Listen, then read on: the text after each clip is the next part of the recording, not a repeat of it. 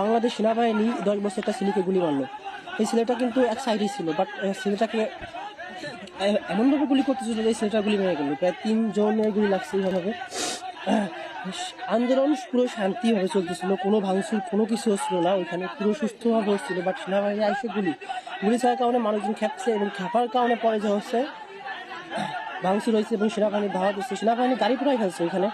এবং কি আরো একজন সেনাবাহিনী আটকে গিয়েছিল, আরো একটা দুটা গুলি আনছে, সেগুলিও ফেরত দেওয়া হয়ে গেছে।